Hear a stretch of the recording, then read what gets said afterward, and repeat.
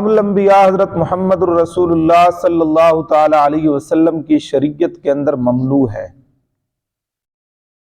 اسلام میں خاموش رہنا جو ہے یہ عبادت نہیں ہے۔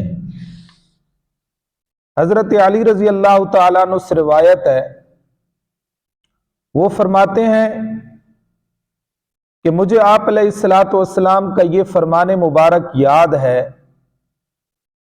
کہ لا یتم بعد احتلام، بلوغت کے بعد یتیمی نہیں ہے، ولا سمات یوم الی اللیل، اور کسی دن رات تک خاموش رہنے کی کوئی حیثیت نہیں ہے۔ اس حدیث مبارکہ میں دو جملے ہیں۔ پہلا لا یتم بعد احتلام، علماء لغت نے لکھا ہے کہ جانوروں میں یتیمی جو ہے اس کو کہتے ہیں کہ جس کی ماں جو ہے بچپن کے اندر انتقال کر جائے، جانور کا بچہ ہو چھوٹا سا ہو بالکل، اس کی ماں جو ہے انتقال کر جائے تو جانوروں میں اسے یتیم کہتے ہیں۔ اور انسانوں میں یتیم وہ ہوتا ہے کہ بلوغت سے پہلے جس کا باپ جو ہے وہ انتقال کر جائے۔ تو حضور علیہ الصلوۃ والسلام نے فرمایا لا یتم بعد احتلام، بلوغت کے بعد یتیمی ختم ہو جاتی ہے، یتیمی نہیں ہے۔ دوسرا جملہ ولا سمات یوم الی اللیل،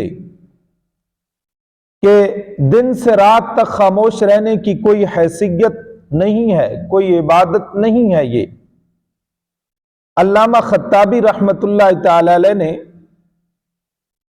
اس حدیث مبارکہ کے متعلق اور اس جملے کی وضاحت کرتے ہوئے فرمایا کہ زمانے جاہلیت میں دن بھر خاموش رہنے کو عبادت سمجھا جاتا تھا، مگر اسلام نے اس کو ختم کر دیا ہے۔ اسلام کے اندر بلا وجہ اور بغیر ضرورت کے خاموش رہنے کو عبادت سمجھنا یہ عبادت نہیں ہے۔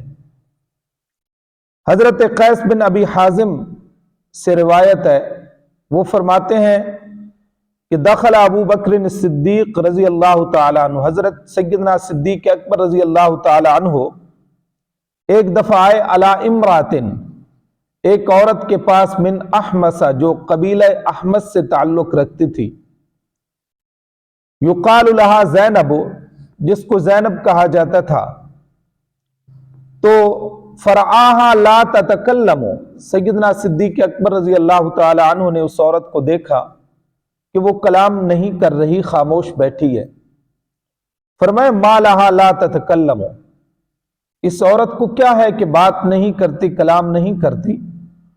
تو لوگوں نے بتایا حجت مسمتتن، کہ اے سیدنا صدیق اکبر رضی اللہ تعالیٰ عنہ، انہوں نے خاموش رہنا جو ہے اس کا ارادہ کر رکھا ہے، اور خاموش رہنے کا انہوں نے ارادہ کیا ہوا ہے۔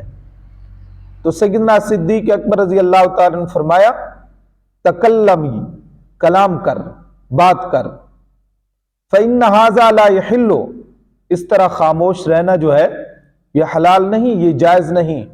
هذا من عمل الجاہلیت، یہ جاہلیت کے عمل سے ہے، زمانہ جاہلیت کے عمل سے ہے۔ فتکلمت، پس وہ عورت کلام کرنے لگی۔